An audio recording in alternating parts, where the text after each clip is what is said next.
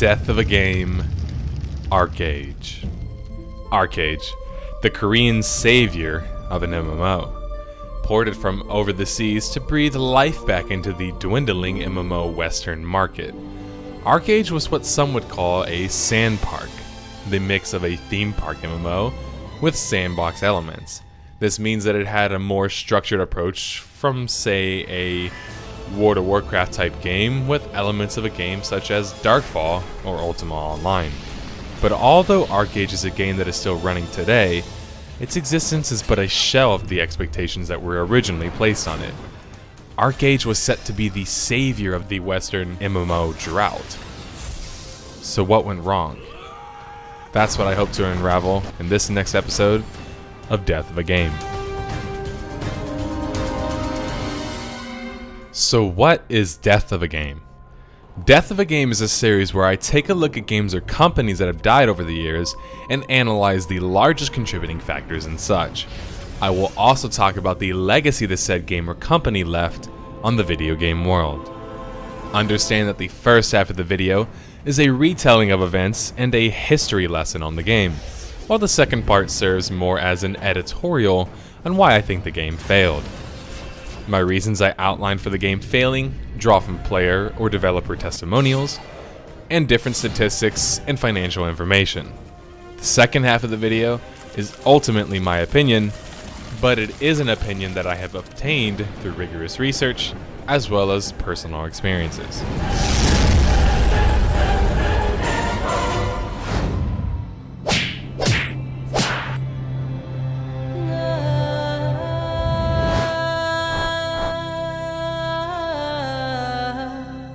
ArcheAge was supposed to be the perfect mix of a newer age MMO and the more classic MMO. ArcheAge had a strong focus on PvP with naval combat, a crime and a jail system, pirates or players with negative alignment that could rob other players, and things that bred PvP like trade runs. But there was tons for the non-PvP players too: player housing, crafting, and even farming. There was enough in the game for hardcores and for the more casual player. Not to mention its very strong graphical presentation, especially for the time. But strong graphics were something that all Asian MMOs could boast, and something that they typically had over the more Western MMO games. But one of the strongest aspects of ArcheAge was its free-to-play status. It offered premium aspects to the game, but these were not required and could even be purchased with in-game gold. The game was not originally developed to be what some would call pay to win. Well, at least not yet.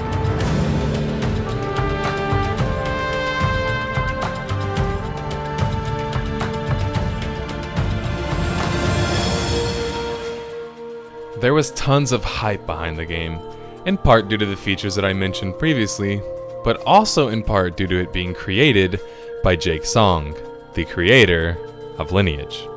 Jake Song founded the company XL Games and began development on ArcheAge in 2011. Closed beta and open beta reigned for 2 years before the game was launched finally in Korea on January 15th, 2013.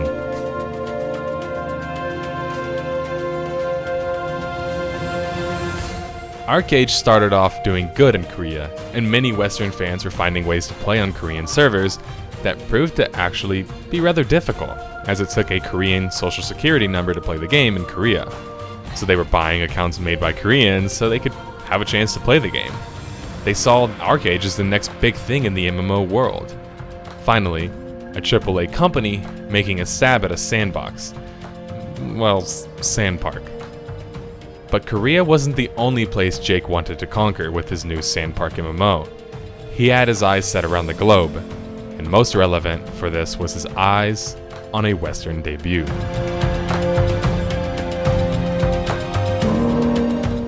Treon was slated to handle the publishing in the Western world for ArcheAge. There was mixed reviews on this though, because although Treon had proved they could launch a large MMO with their first title Rift, they had poor handling of it post-launch. They also released a project named Defiance with a ton of press behind it that never really met expectations. Still, I would argue that the majority of the reviews on the matter at the time were positive, really, Western world's real chance at being able to play ArcheAge in their country. Finally.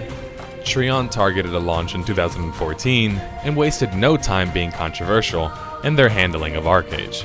They sold founder packs that were as expensive as $150 to offer alpha and beta access to the game.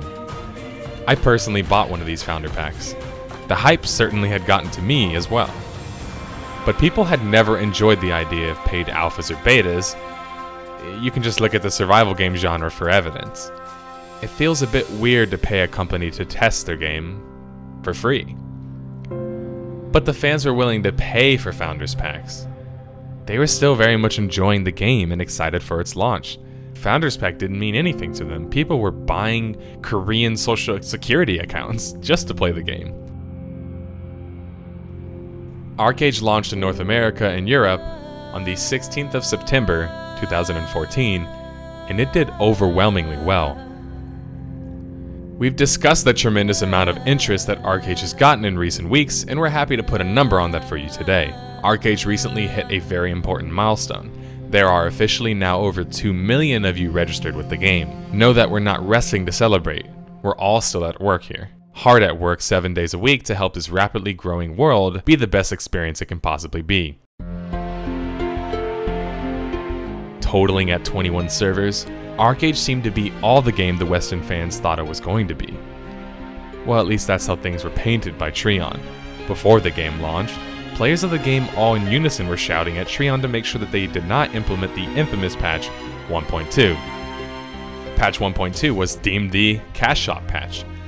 ArcheAge had been described by Treon as a free-to-play game, and diehard fans were buying the expensive alpha packs because they wanted to play the game early and also wanted to utilize the 4-day head start that came with it. The problem started to arise when the game was not playable for a vast majority of head start players during the 4-day period. But to go back to the patch 1.2 and its importance, the patch still came, and it came before the game was fully launched. Patch 1.2 heavily divided the community and was met with fierce opposition. But why was patch 1.2 so controversial? Other than introducing the cash shop that I mentioned, with that shop came a few key items that many people deemed were far more pay to win than cosmetic, which was what the cash shop was originally said to consist of. To break this down, I found a helpful Reddit post. Before 1.2, the game didn't have a cash shop at all. The only way to get costumes was to either craft them or have a castle. But worst of all, it introduced the regrading system. Before regrading, when you crafted gear, it had a small chance to increase in quality. Regrading it made it so that you could use a scroll or a gem, roll for a chance to increase the quality of your gear. The scroll was made by using a charm, which was a cash shop item, and an empty scroll. The gem was bought in the cash shop only. Neither of these objects were in any way obtainable in-game. Veterans tried desperately to stop this change, but it went through anyways. 1.2 also changed the way gear scaled. Healing now scaled with spirit instead of intelligence, which, rest in peace, the hybrid builds of the game. And Songcraft support was nerfed heavily. Worst of all, gear wasn't changed to meet the new need for healers, and now there is about one healer for every 30 to 50 players. Nui's Tiers, a currency used to buy mounts, ships you get from exploring, was removed and replaced with a trading currency. Turbulence was added, making it impossible to glide on the open seas. Ocean trading would also no longer reward gold, and trade recipes were changed to no longer come from byproducts of farming. Inventory expansion doesn't cost gold anymore, but now credits. Patch 1.2 killed casual play, and made the game focused around getting the best gear by paying the most money. Patch 1.2 was made to make gold making so shitty that people would turn and buy cash shop items, alongside making the whole game a gear race. Then after launch, another patch came that changed the way labor points worked. Labor points were used in ArcheAge as a means of leveling skills and crafts. In Alpha, you could gain a good amount of them through passive means. When patch 1.2 was introduced, however, you got far more through the use of labor potions, which were buyable in the cash shop. The bigger issue with the labor points, however, were that they were implemented in a way that could easily be abused, which some accused Treon of knowing such ahead of time. As the Reddit post cited above broke down, Treon was very sneaky, however. and made the cooldown very short, 4 hours. They tied it to a character, while labor points are shared across all characters. So what people did was buy more character slots, buy and consume potions across different characters. By this method, they could increase their labor by 900%. And that's really where things went awry. After the launch of ArcheAge, the servers were clogged with players because of no AFK timers. Players would log in, keep themselves logged in, so they could reserve a slot to play on. Due to the hack shield, the hack protection service ArcheAge used being so poor, you had bots fly around and buy up all the land plots, which were finite just minutes after the launch of the server. This meant if you wanted to have a house or any other sort of plot of land, you had to buy it from a bot at an exorbitant rate. To make matters even worse, there was something buyable in the cash shop titled Apex. It was something you could buy and then redeem for money in-game. Well, due to the poor hack protection again, players found a way to dupe these and then flooded the market, rendering the market completely inflated and many items worthless.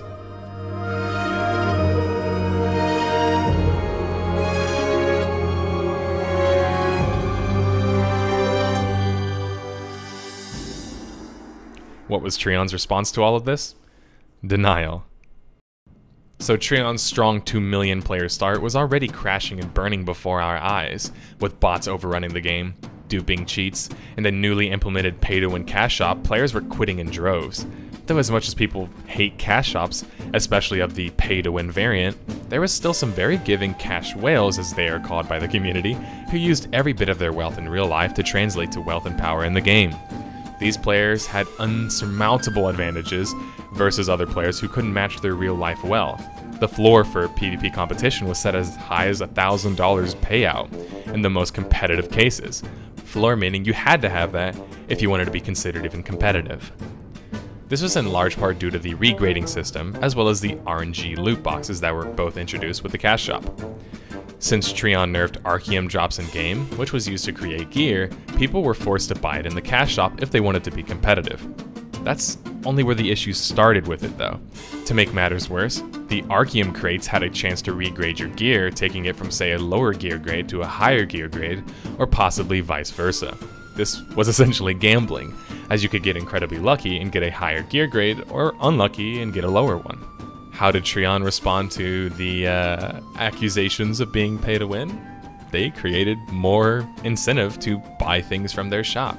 In fact, they created a $250 item pack that gave you a bunch of premium items. I'm not making this up. And it doesn't stop there. The RNG cash shop continued. This was happening all within 2 to 3 months of launch of ArcheAge. There is so much pay to win involved in the cash shop that I couldn't possibly cover it all here. So check out the link in the description for more.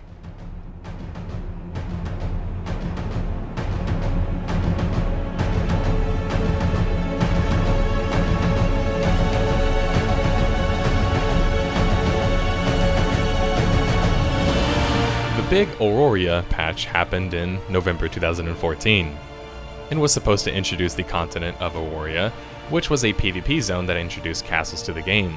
This was something that was promised to be at launch, but didn't come until a month or two after. These castles were pipe dreams, however, because as per usual, as soon as the servers were up, these castles were nearly instantly taken.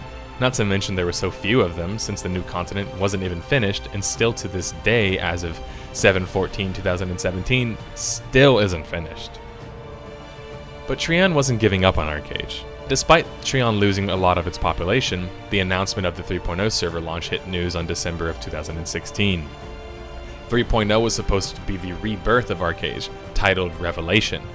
Revelation boasted a curtailed cash shop, new zones, and a fresh new server that only allowed fresh characters and no previous characters could be transferred to. This was Treon's attempt at a tabula rasa of sorts, a blank slate. Unfortunately, despite Treon's attempt, the launch of the 3.0 servers went anything but smooth. The EU launch seemed to go according to plan, but when it came time to launch the NA servers, they were encountering many problems. They had to keep the servers down until late the following day. As the Reddit post mentions, the servers were down for a total of 16 hours. Upon opening of the servers, there was high queue times experienced, and when people finally did get in, they experienced a persistent black screen and were unable to progress any further. Now, game launches have always had a myriad of issues, especially those of the MMO variant. But the issue with Revelation servers were that this was Treon's chance at redemption, and they were coming up short.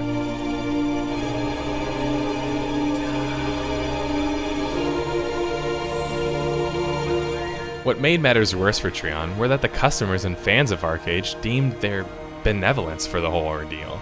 The community's vitriol was mainly targeted at the CSR rep Silistrata, who had a history of being rather flippant towards customers. This stemmed from a wave of bans that hit the community where some people exclaimed that a few innocent players got caught in the banning. When they pressed Silistrata and the Treon team to comment, Silistrata stated that they would respect the privacy of those banned, and it was between those that were banned and not banned. The issue with this rhetoric is if the company chooses to ignore or not help the customer's only recourse is to stir up the community in a hope that they can get multiple customers to pressure Treon in this case to get things accomplished. A top Reddit post on the ArcheAge Reddit outlined a specific member's issues with the ArcheAge community team, and more specifically, Silistrata. It's a rather long post, but to sum it up, the member in question was threatened with a ban if he continued to post on the forums. The post incriminated more than just Silistrata though. It targeted Big Data Dude, an ArcheAge team member who apparently was berating the poster in question in private messages. This seemed to be a recurring theme as time went on. Anytime Treon had to deal with criticism, they tried to censor people or just outright ban them. My personal opinion is that CSRs are often lightning rods who absorb all of the hate or criticism the community spews regardless of their part in development or, well, lack of their part. But it was more than just the CSRs who couldn't take criticism. It seemed to be ingrained in the culture at Treon. June 7th was supposed to see the launch of a patch titled Aranor Eternal. This patch was said to reduce the RNG in crafting and allow for more armor variants. The biggest changes were likely the changes to the land and sea trade routes, which haven't been changed in some time. This is a positive change, and something that has been desperately needed in the game for years at this point. But was it too late? How did we get to this point? Why am I making a Death of a Game video on ArcheAge? The game might not be dead in the literal sense, but it's lost a majority of its momentum. It's also because ArcheAge has already been a failure in many aspects. And with the timing of their most recent server relaunch failures and the rise of Black Desert Online, I think it's the time for this video.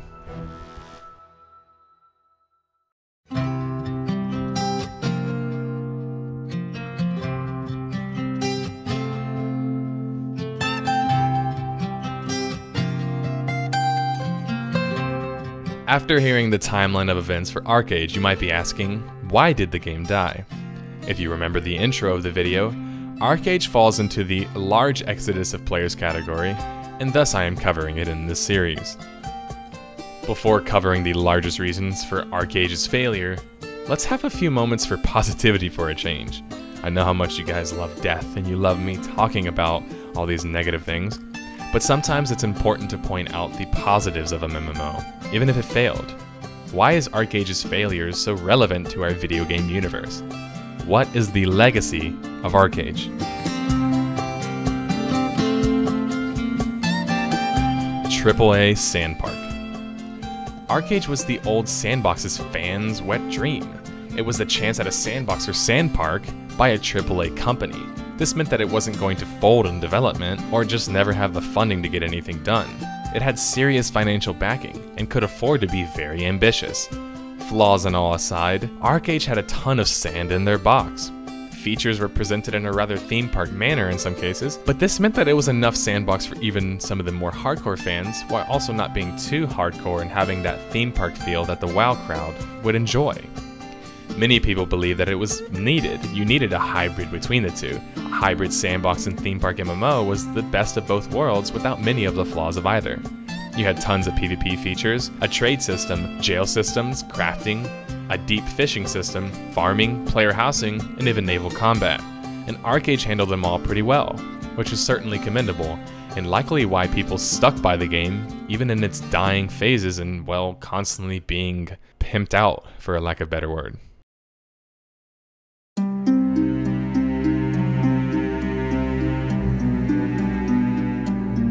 The economy is something that is the lifeblood of ArcheAge.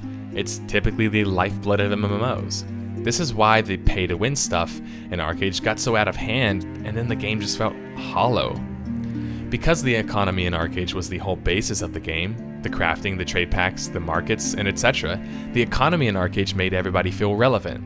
Even the non-PvP inclined players could contribute to the game in the form of gathering professions like farming, fishing, or other crafting professions. Economy in an MMO can make or break the success of a game. Without a strong economy in an MMO, especially of the sandbox variant, the game will lose its essential meaning.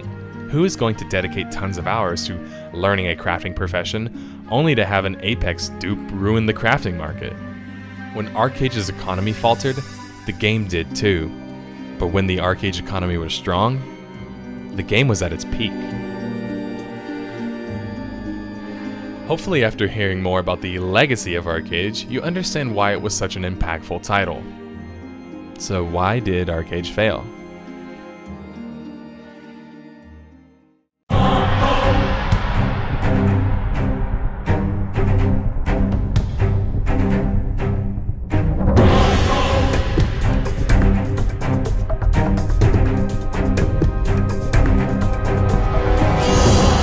XL Games published ArcheAge first in Korea, and because of such, its success there was going to affect its success in other regions of the world.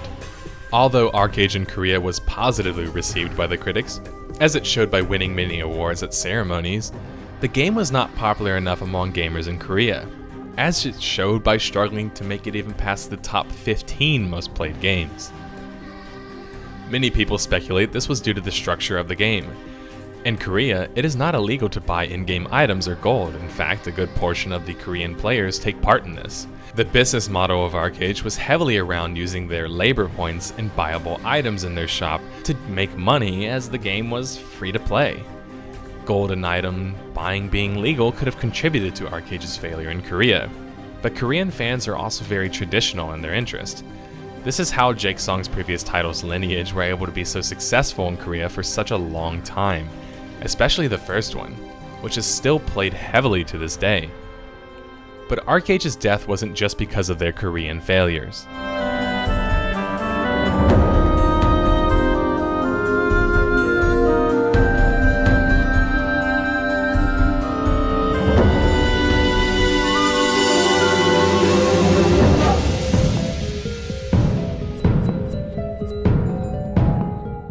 XL Games and Jake Song were the original minds behind ArcheAge, but when they had an interest in bringing the title to the Western world, they decided to give the rights to Treon.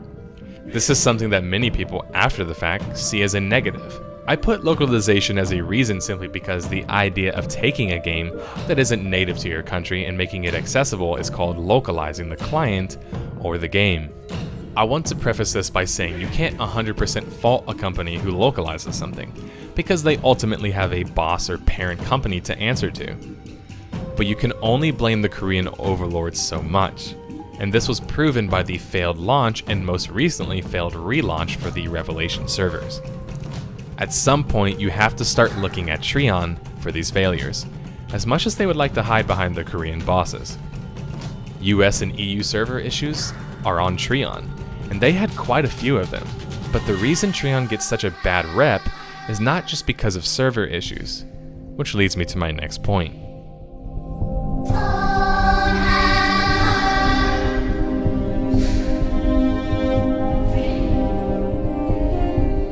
Pay to win is likely the first thing to pop into someone's head when they hear ArcheAge and failure in the same sentence. And the payment structure in ArcheAge certainly is a huge facet of the game. By all measurements, a very controversial part of it. ArcheAge was a free-to-play game. Notice how I said was. What was always evident even since the beginning was the dreading sense that the game could become pay-to-win. That's because while the game was becoming playable in the Western world, Korea and Russia had already adopted their very pay-to-win models. Treon's ArcheAge, however, hadn't yet adopted this model. US and EU fans were afraid that this was coming to their version of ArcheAge as well. They fought vehemently on the forums against the possible implementation of patch 1.2, but Treon assured people that the model would not be the same. Unfortunately, it was. And many people didn't realize this until after the game was already playable. What was shady about the whole ordeal was that Treon reduced ways to gain Archeum in the game, which was an important resource used to craft, while increasing ways to buy Archeum from the shop. They also nerfed labor points on the surface, when in reality many speculated that they were well aware people could just create another character, which required you to buy a slot, to circumvent these timers and accrue even more labor points. These were two things that left very sour taste in the mouths of ArcheAge fans. Treon wasn't even bashful about it.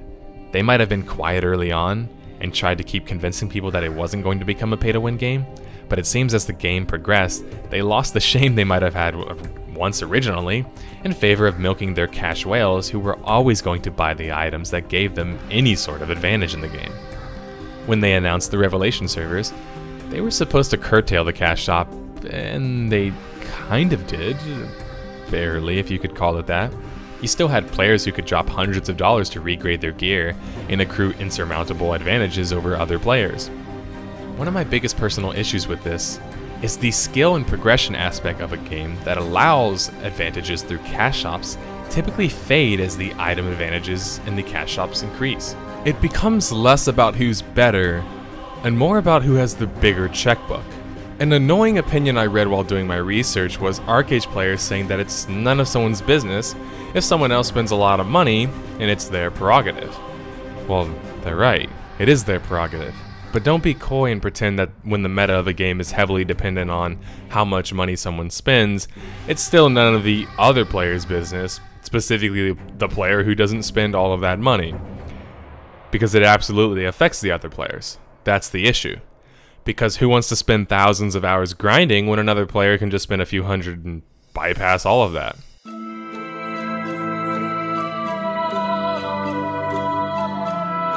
I think free-to-play games with a cash shop can work, but it would be something more like Albion Online's model, for example, which is more a buy-to-play with a freemium model. But the reason people respond so negatively to cash shop games is because devs almost always say that the cash shop is not going to offer these crazy advantages or even mediocre ones, it's just going to be cosmetic. But as soon as the developers realized that they could dupe someone into spending tons of money, the value for a customer who pays an inordinate amount of cash for cash shop items greatly outweighs the dozens if not hundreds of players who barely utilize the cash shop or don't use it at all. Think of it this way.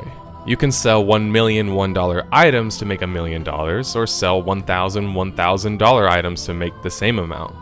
And it seems like some of these publishers and developers can't pass on that opportunity to make money, whatever their reasons may be. An addenda to this point, since I can already see the Treon's fan defense or whatever you want to call it, you can't blame XL Games for the business model in ArcheAge, not entirely at least. Especially when there's already precedent for Treon. Look at what they did to their other MMOs, Trove and Rift. Both became pay-to-win not long after ArcheAge's pay-to-win success. It's a working business strategy, and one Treon has no issues implementing.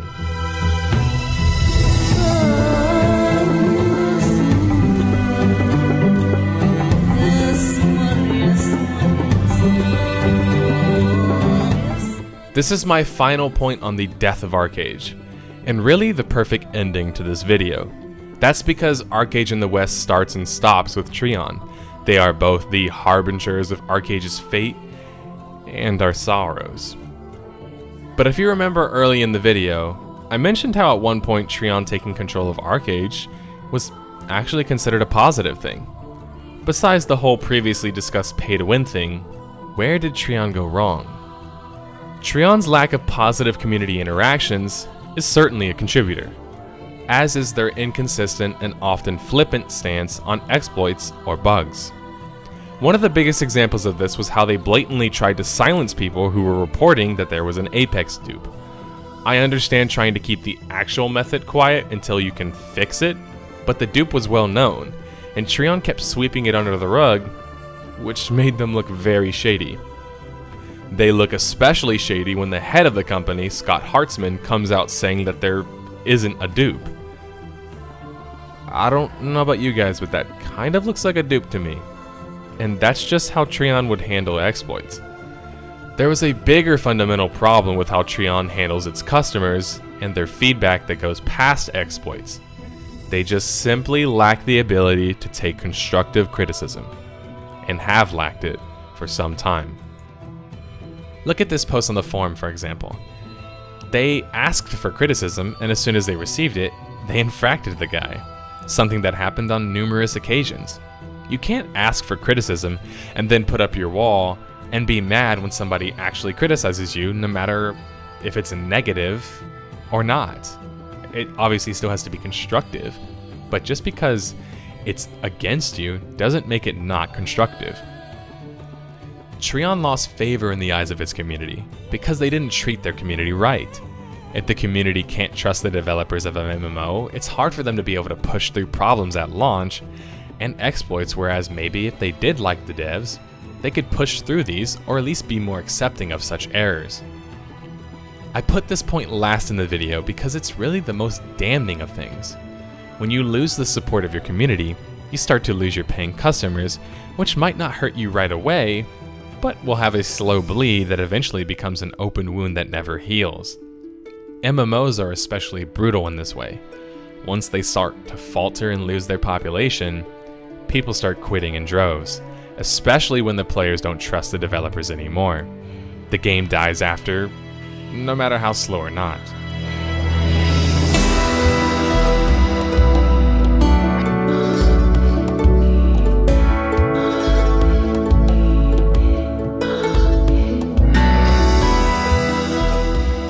After reaching the end of this video, hopefully you will have a better understanding of why ArcheAge ultimately failed. A failure I surely felt after buying my $150 founder pack. Some will call it greed that caused ArcheAge to fail, others just call it poor management. But there's one thing we can all say in unison, it's Trino please. If you liked the video and would like to see more Death of a Game videos or videos like that, please hit the subscribe button. If you want updates on when my next videos will be, follow my Twitter. And if you want to watch me stream sometime, which I will do more towards the end of the year, regularly after that, you can follow my Twitch. Feel free to join my Discord channel, where you can meet a group of like-minded gamers and discuss current gaming topics, as well as find other people to play games with. And if you want to support me more, please visit my Patreon, where you can support me monetarily on a monthly basis, or you can just use my Amazon affiliate link, where I get a bit of a kickback from such, and it adds no extra charge to your purchase. That's all I have for you guys. Thanks for watching, and nerdSlayer out.